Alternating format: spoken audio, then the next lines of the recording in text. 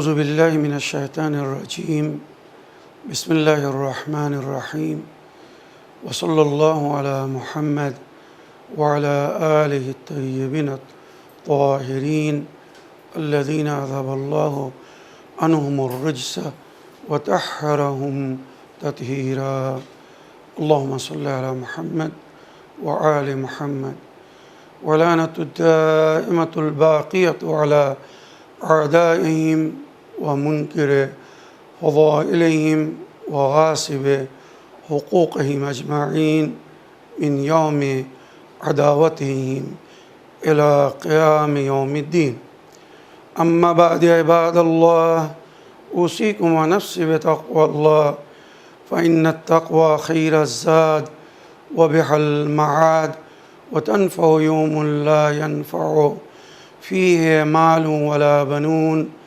إلا من أتى الله بقلب سليم وصلى الله على محمد وعلى آله الطيبين الطاهرين اللهم صل على محمد وآل محمد وعجل فرجهم আমার প্রিয় দর্শক ও শ্রোতাবৃন্দ আসসালামু আলাইকুম ওয়া রাহমাতুল্লাহি ওয়া বারাকাতুহু। আপনাদের সকলকে আন্তরিক সালাম ও শুভেচ্ছা জানিয়ে আজকের অনুষ্ঠান ইসলাম ইন বাংলায় আপনাদেরকে স্বাগতম জানাই। আশা করি আপনারা যে যেখানে আছেন ভালো আছেন, কুশল ও মঙ্গলে আছেন, সুখে থাকুন, শান্তিতে থাকুন, সমস্ত প্রকারের দুঃখ কষ্ট থেকে মুক্তিতে থাকুন। আল্লাহ রব্বুল আলামিনের কাছেই কামনা করি যারা অসুস্থ আল্লাহ তাদেরকে সুস্থতা দান করুন, যারা ঋণে ভুগছে আল্লাহ তাদেরকে ঋণ মুক্তি করুন। ওইরূপ যাদের জীবনে কোনো প্রকারের অভাব বা অশান্তি আছে আল্লাহ রব্বুল আলামিন তাদের সকলের জীবনে সুখ শান্তি দান করুন ও সকলের মনোকামনা আশাকে পূরণ করুন। আমাদের সকলকে সৎ পথে চলার, অসৎ পথ থেকে দূরে থাকার এবং এক অপরকে সৎ উপদেশ দেওয়ার তৌফিক দান করুন। আমরা যেন সত্য বা হক জিনিসকে জেনে শুনে মেনে তার উপরে আমল করে সেটা অন্যদের সামনে তুলে ধরতে পারি বা সকলের কাছে পৌঁছে দিতে পারি। আল্লাহ রব্বুল আলামিন আমাদেরকে সেই মনোবল ও নেক তৌফিক দান করুন, আমিন ইয়া রাব্বাল আলামিন। এই দুয়ার সঙ্গে আজকের পর্ব শুরু করতে চলেছি। বিনা কোনো ভূমিকায় সরাসরি আমি আপনাদের পাঠানো পেন্ডিং প্রশ্নের উত্তর দিতে চাই। তাই আসুন দেখি কোথা থেকে কে কী প্রশ্ন করছেন বা কে কী জানতে চাচ্ছেন। সালামুন আলাইকুম, আমি জিয়াবুর রহমান মল্লিক বলছি উত্তর দক্ষিণ 24 পরগনা থেকে। আজকে ইসলামিক বাংলায় আমি জানতে চাই, আমি শুনেছি আইলে বায়েদ ও তার অনুসারীদের প্রতিটা যুগে কষ্ট দেওয়া হয় এবং আমরা হওয়ার পর থেকে আমাদেরকেও পাড়ার লোকেরা খারাপ বলে। আমি জানতে চাই যা বলে কি খারাপ না ভালো, এটা আপনি আমাকে জানাবেন। ভালো থাকুন, সুস্থ থাকুন, খুদা হাফেজ, ফি আমানিল্লাহ। ওয়ালাইকুম আসসালাম ওয়া রাহমাতুল্লাহি ওয়া বারাকাতুহু। আমার প্রিয় সোনামণি, দুঃখ পেও না। নবী করিম সাল্লাল্লাহু আলাইহি ওয়া আলিহি ওয়াসাল্লামের সাহাবাদেরকেও কুফার ও মুশরিকিনে মক্কা নিন্দা করত, খারাপ বলতো। তারা যখন কুফর ও শিরককে ছেড়ে ইসলামের দামান ধরেছিলেন, সৎ পথের পথিক হয়েছিলেন, নেক কাজ করছিলেন, তখন মক্কার কুফার ও মুশরিকিনরা তাদেরকে খোঁটা দিত, বিভিন্ন ধরনের বিদ্রূপ কথা বলতো যে তোমার পূর্বপুরুষরা লাত ও মানাত ও উজ্জা উপাসনা ইবাদত করতো, যাকে আমরা সবসময় দেখছি, তাকে ছেড়ে দিয়ে তোমরা মুহাম্মদ নবীর কথা শুনে এমন আল্লাহকে স্মরণ করছো যে না দেখা যায় না যার কথা শোনা যায়, এ তোমরা কি বোকামো করছো। এই ধরনের অনেক কথা কুফার ও মুশরিকিনে মক্কা নবীর সাহাবেদেরকে বলতেন। ওইরূপ সেম মুনাফিকিনরা, আহলে বাইতের দুশমনরা যখন কোনো মুসলমান মমিন হয়, ভুল পথকে ছেড়ে নবী ও নবীর আহলে বাইতের পথের পথিক হয়, সঠিক জিনিসকে ফলো করা শুরু করে, কোরআন এবং আহলে বাইতের তালিমাতকে ফলো করে, তখন এই সমস্ত মুনাফিকরা যারা আহলে বাইতের দর থেকে দূরে, আর দূরে থাকার কারণ হচ্ছে তাদের অপবিত্রতা, নাপাক জীবন। কেননা আল্লাহ ওয়াদা করেছেন আহলে বাইতের থেকে, সূরা আহজাবের মধ্যে আল্লাহ বলেছেন, ইন্নামা ইউরিদুল্লাহু লিইয়ুযহিবা আনকুমুর রিজসা আহলাল বাইত ওয়া ইউতাহহিরাকুম তাতহীরা।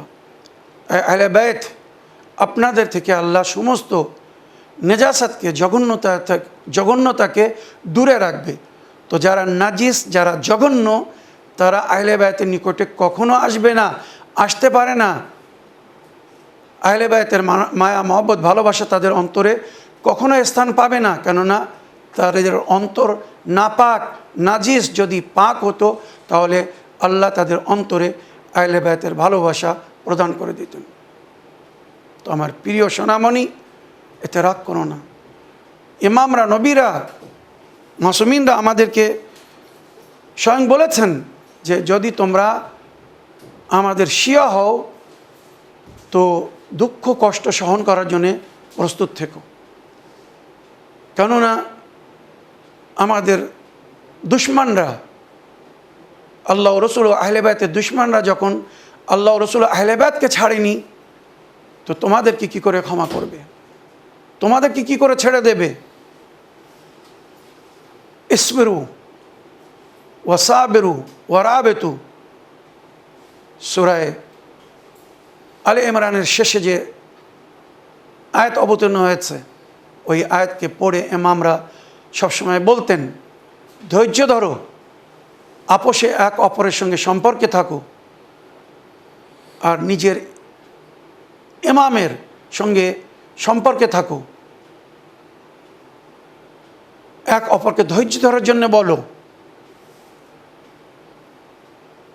যদি তোমরা সফলতা অর্জন করতে চাও, যদি সবর করো, এক অপরকে ধৈর্য ধরার জন্য বলো, আর এক অপরের সঙ্গে সম্পর্কে থাকো বা নিজের ইমামের সঙ্গে সম্পর্কে থাকো, নিঃসন্দেহে তোমরা সফলতা অর্জন করবে। ইসবিরু ওয়াসাবিরু ওয়ারাবিতু ইসবিরু ইন্নাল্লাহা মা'আস সাবিরিন। ধৈর্য ধরো, খোদা ধৈর্যধারীদের সঙ্গে। কেউ যদি নিন্দা করে, ভুল বলে, দুঃখ করো না। তারা যদি সেই সদ্বুঝ রাখত, তারা যদি ভালো মানুষ হতো, কখনো আমাদেরকে, আহলে বাইতের মান্যকারীদেরকে ভুল বুঝতো না, খারাপ বলতো না। তাদের মধ্যে সেই মানবতা নেই, সেই ইনসানিয়াত নেই, যেটি একটি ভালো মানুষের মধ্যে হওয়ার দরকার।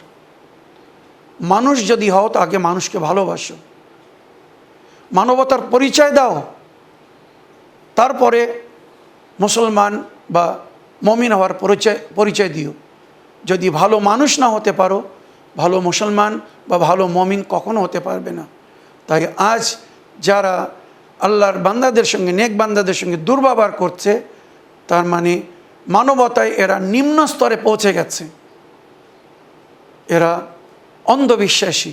সুতরাং এদের বিদ্রূপ কথায় দুঃখ পাবেন না, রাগ করবেন না, বরং সবসময় তাদের সঙ্গেও সদ্ব্যবহার করবেন, সুন্দর ব্যবহার করবেন, যারা আমাদের বা আপনাদের সঙ্গে দুর্ব্যবহার করছে। কেননা আমার ব্যবহার আমার পরিচয় হবে, তাদের কথাবার্তা, তাদের ব্যবহার তাদের পরিচয় হবে। আশা করি প্রশ্নের উত্তর পেয়েছ। আগের প্রশ্ন নিয়ে দেখি কোথা থেকে কে কী বলতে চাচ্ছেন। আসসালামু আলাইকুম, আমি মিজানুর রহমান মল্লিক, উত্তর দক্ষিণ 24 পরগনা থেকে। আজকে ইসলামিন বাংলায় আমার প্রশ্ন ইনসাফ ও ন্যায় বিচার সম্পর্কে। বিষয়টা হলো, বর্তমান বিশ্বে যেখানে শক্তিশালী মানুষরা দুর্বলের ওপর আধিপত্য বিস্তার করছে, দুর্বলের ওপর ক্ষমতা জোর লাগাচ্ছে, সেখানে সেই সমাজের মধ্যে আমরা আহলে বাইতের শিখিয়ে যাওয়া আদল বা ইনসাফ, ন্যায় বিচারের সংজ্ঞাকে মানে কিভাবে মানুষের সামনে পেশ করে বিশ্ব শান্তি প্রতিষ্ঠা করতে পারবো, অর্থাৎ আহলে বাইতের শিক্ষা দিয়ে কিভাবে আমরা এই অরাজকতাময় সমাজে একটা বিশ্ব শান্তি প্রতিষ্ঠা করতে পারবো, এই বিষয়টা একটু আপনি আমাকে জানাবেন। ভালো থাকুন, সুস্থ থাকুন। সালামু আলাইকুম, জাযাকাল্লাহু খাইরান। ওয়ালাইকুম আসসালাম রহমতুল্লাহি ওবরাকাত। আমার প্রিয় ভাই মিজানুর রহমান সাহেব, আদল ও ইনসাফ একটি সুন্দর এবং সফল পরিবেশের মূল বা ভিত। যে সমাজে আদল ও ইনসাফ নেই, ন্যায় বিচার নেই, সে সমাজ কখনো কল্যাণকারী হতে পারে না, সফল হতে পারে না। সুতরাং এ বিষয়ে পবিত্র কিতাবে কোরআনে মজিদে আল্লাহ রাব্বুল আলামিন আমাদেরকে এইভাবে আদেশ করেছেন, ইন্নাল্লাহ ইয়া'মুরু বিল আদলি ওয়াল ইহসান। আল্লাহ হুকুম দেন বা হুকুম দিচ্ছেন নিজের সমস্ত বান্দাদেরকে আদল ও ইনসাফ কায়েম করার জন্যে এবং অন্যদের সঙ্গে নেকি বা উপকার করার জন্য। আদল ও ইনসাফ কায়েম করো আর অন্যদের সঙ্গে নেকি করো, সদ্ব্যবহার করো। সুচারণ বা সদ্ব্যবহার তোমাদের সফলতার পরিচয় হবে। জীবনে সুখ শান্তি বা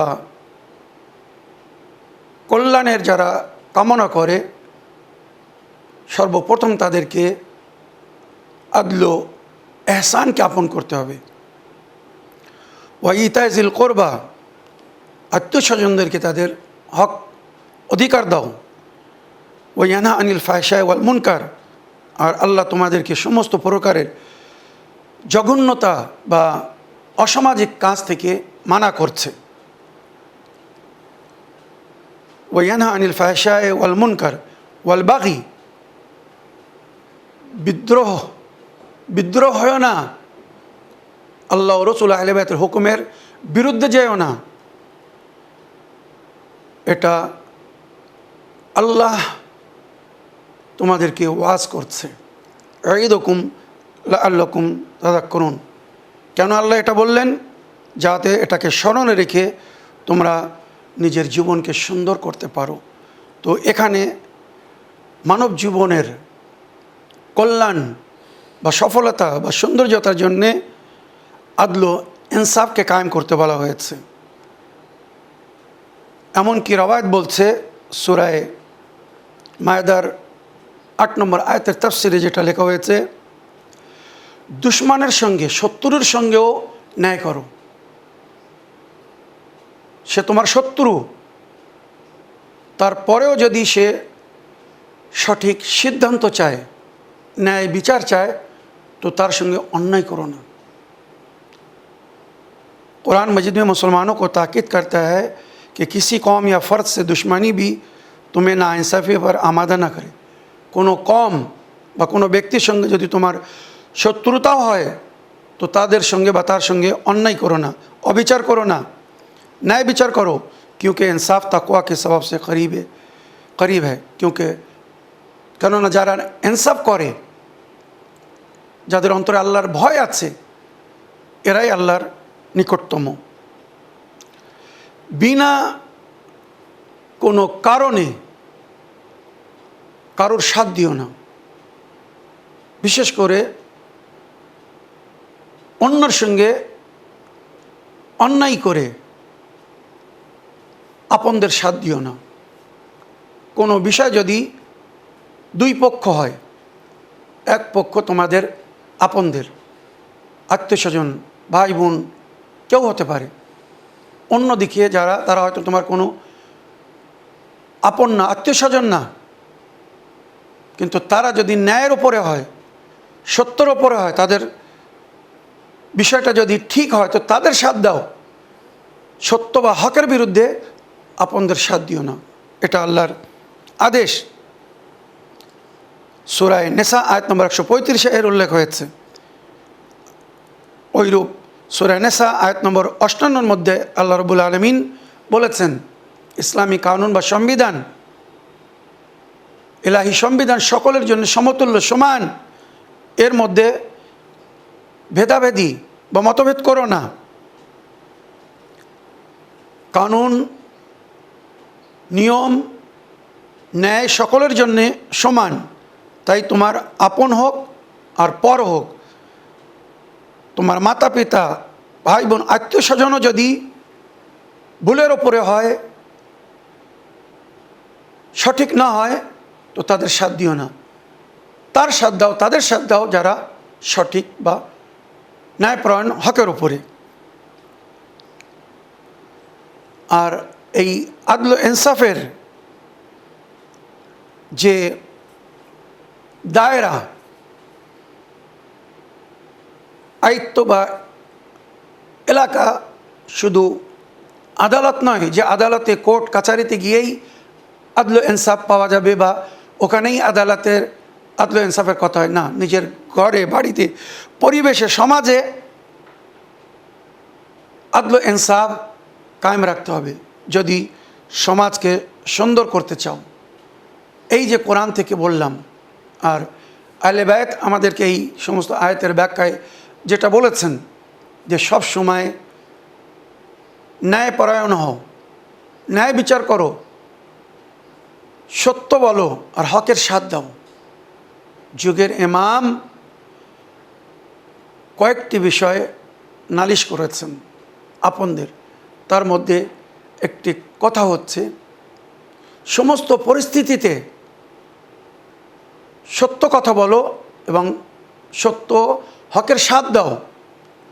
জেনে শুনে যদি তোমরা সত্য বিরোধী হও, হক বিরোধী হও আর বাতিলের সমর্থন করো, ভুল বা বাতিল ব্যক্তির যদি সাথ দাও, তো তোমরা আমার সাথী হতে পারবে না। এটা কিন্তু বাস্তব। ইমাম নবীরা কখনো অন্যায় অবিচারকে আশ্রয় দেননি। সুতরাং যদি আমরা অন্যায় বা অবিচার করি, ওনারা কখনো আমাদেরকে আশ্রয় দিবেন না। তো আমাদের সমাজকে সুন্দর করতে গেলে আমাদের মধ্যে আদল ইনসাফ কায়েম করতে হবে, ন্যায় বিচার করতে হবে। শুধু আপনদের সঙ্গে না, অন্যদের সঙ্গেও তারা আমাদের ন্যায়, সততা, হককে দেখে যেন আমাদের দিকে আকর্ষিত হয়ে আসে। তাই ইমামরা বলেছেন, কুনু দুআতান লিন্নাস বিগাইরি আলসানাতিকুম, অন্যদেরকে আমন্ত্রণ জানাও, জবান দিয়ে না, ব্যবহারের মাধ্যমে, আমালের মাধ্যমে, কার্যের মাধ্যমে। তোমাদের কার্যকর্মকে দেখে যেন তারা তোমাদের দিকে চলে আসে। আমাদের জন্য সুসম্মানের কারণ হও, অপমানের কারণ হও না। তোমাদেরকে দেখে যেন লোক বলে যে এক শিয়া যদি এত সুন্দর হয়, তো এনাদের শিক্ষক ইমামরা কত সুন্দর ছিলেন। তোমাদেরকে, তোমাদের ব্যবহার, কার্যকর্মকে দেখে যেন কেউ না বলে যে এনাদের ইমামরা কি এনাদেরকে এই শিক্ষা দিয়ে গেছেন। আমাদের জন্য কলঙ্ক হয়েও না, বদনামের কারণ হয় না। সব সময় সেই কাজ করো, সেই কথা বলো, যার মাধ্যমে তোমাদের সঙ্গে সঙ্গে আমাদের সুনাম হবে, আমাদেরকে লোক ভালো বলবে। আমার প্রিয় ভাই, আশা করি আপনার প্রশ্নে আপনি উত্তর পেয়েছেন। এ বিষয়ে মাওলা আলী আলাইহিস সালামের ন্যায় বিচার পৃথিবীতে বিখ্যাত ইউনাইটেড নেশন, যুক্তরাষ্ট্রের জেনারেল সেক্রেটারি কোফি আনান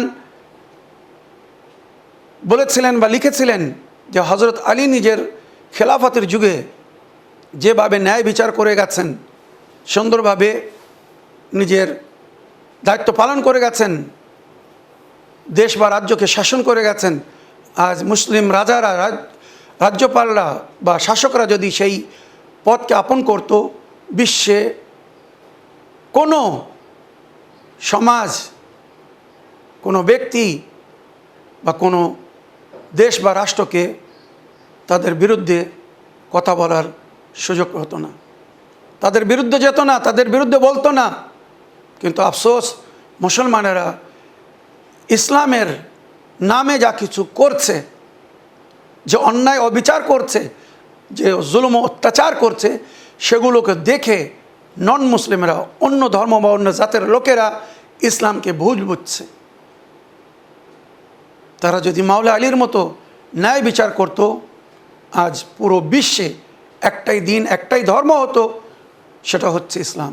আর হবে একদিন, যেদিন ওই মাওলা আলীর শেষ সন্তান ইমামে মেহদী দুনিয়ায় আসবেন, আদল ইনসাফ কায়েম করবেন, ন্যায় বিচার করবেন, নেকিতে বিশ্বকে পরিপূর্ণ করবেন, পুরো বিশ্বে ওনার হুকুমত হবে, রাজত্ব হবে, সবাই ওনার কথা মেনে চলবে। আর সেই সময় আল্লাহ ছাড়া অন্য কারোর উপাসনা হবে না, একমাত্র দিন বা ধর্ম হবে দিনে ইসলাম। সৈয়দুদ্দিন আলাদ্দিনে কুল্লে ওয়ালাউ কারে আল মুশরিকুন, এটা আল্লাহর ওয়াদা। তার দিন পুরো বিশ্বে বিজয় লাভ করবে, তাই মুশরিকিনরা সেটা পছন্দ করুক আর না করুক, ইনশাআল্লাহ সেই দিন হয়তো খুব নিকটে। আমার প্রিয় ভাই, আশা করি আপনার প্রশ্নের উত্তর পেয়েছেন। এই ধরনের কথা দুনিয়ার কাছে পৌঁছে দিতে সহযোগিতা করুন। আগের প্রশ্ন নিয়ে দেখি কথা থেকে কে কি জানতে চাচ্ছেন বা কে কি বলতে চাচ্ছেন। আসসালামু আলাইকুম।